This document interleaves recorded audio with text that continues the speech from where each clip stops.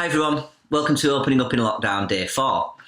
So far we've talked about the importance of articulating out into the world what it is that we want to achieve and writing it down, looking at it, repeating it, and then letting our natural brain filter bring to the forefront things that can help us get there.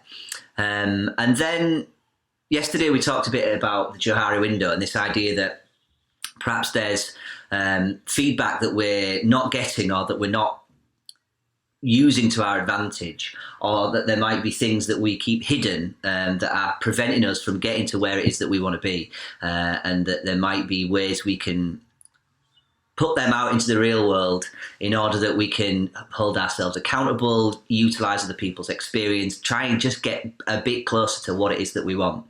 And then, so that brings us to today. And so I should say at the moment that all these things are coaching concepts and stuff that we were taught about early on, but they're all, this isn't a coaching session. I certainly wouldn't be talking at you like this, because you know what it is that you want. We all know in our gut what it is that we need or want. And so coaching is really about asking questions and trying to tease out of somebody. So John Whitmore, who we're going to talk about today, he describes it as unlocking the potential of others to maximize performance. And so, it can work on yourself. And so that's what I'm going to talk a little bit about today. I'm not trying to teach you how to coach because I've only just learnt myself. But certainly, if any of these things are interesting to you, then let me know. Also, if you're a coach and you think, well, hang on, he's got that wrong, then again, I'd also love to hear from you because, I'm just learning all this stuff myself. So let me know if it's of any interest. Bang it in the comments or private message me, that's fine. Today is John Whitmore. He was a racing driver for a lot of years, and he gave all that up. I think he achieved everything he wanted to achieve in racing, sacked it all off, and then pioneered this kind of coaching sort of personal growth the way that it is today. Off the back of that. And so he came up with the GROW model. And the GROW model is an acronym. Coaching loves acronyms.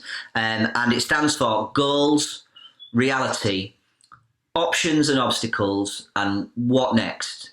And you can use this to, once you've got a goal, you can use this to ensure progress. Goal, what do you want? Where do you want to be?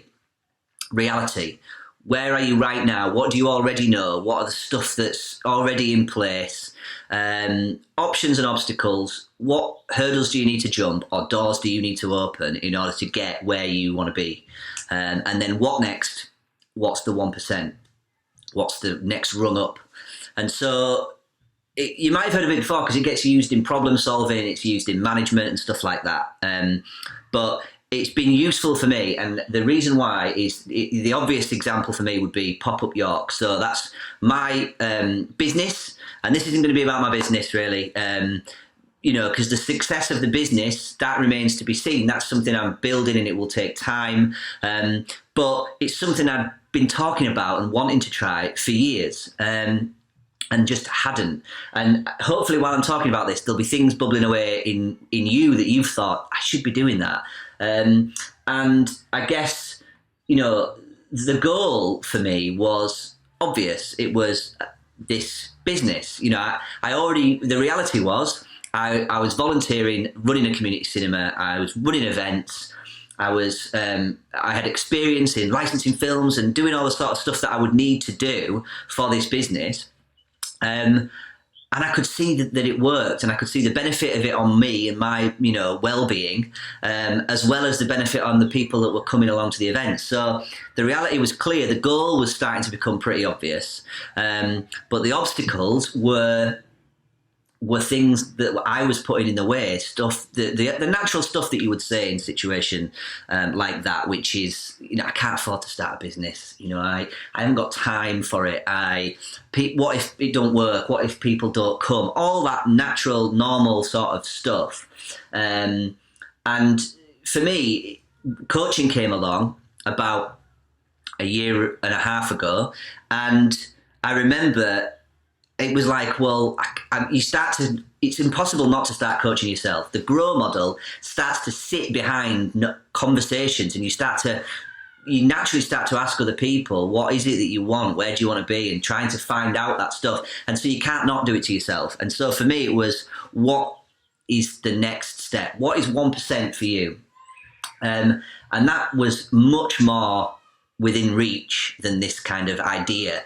And that was that I need permission from my current employer. So, suddenly the goal went from big scary goal in the distance to I need permission from the person that I work with currently. So my new reality was, I have a full-time job. It requires a lot of concentration and focus, and it's quite stressful, and all these things that kind of, I'm contractually obliged to make sure that I can fit another employment around that. And so who do I need to talk to? The options, the obstacles, who are the people I need to talk to? What are the conflicts of interest? What are the things that I need to get right in order to make sure that this can work? And those things I could timetable. I didn't have to have things bouncing around in my head about what ifs. I could literally say, well, these are the things that I need to do. These are the people I need to talk to. This is when I'm going to do it by. And it was much less scary as well. And also I got support from my management. I got the permissions that I needed, which then not only gave me some accountability, if these people are going to support me in that idea, in that goal, then the least I can do is make a good go of it. And also a little boost as well. A small goal achievement can boost you onto your next goal achievement, which was then for me was, a business plan and starting to really make it real. But that gets the ball rolling. And I think that was when it was a light bulb moment for me, that kind of, this stuff does work. It can work on yourself and it can work on others. So you can start big, but break it down. And if you're not used to goal setting, then Google SMART goals. I won't go into it now because I'm already pushing 10 minutes, but SMART goals will help you to work out what's important to make sure that you can achieve, but also you can measure that you're achieving those goals as well. So that's my journey. And like I say, hopefully while I've been talking about that, in your gut, you start to go, these are the things that I want to do. And so write it down, look at it, and figure, fine, have a big one, but start to look at what 1% of that goal might look like, and write that down too, and look at that and share it with me, send it to me, tell people about it, make it real, hold yourself accountable. And, whether it's tomorrow, whether it's next week, write down when you could do that by, that next hurdle. And yeah, let's try it. Let's try it together. I think that's it for today. So thank you very much indeed for joining me, and I'll see you tomorrow for a bit more.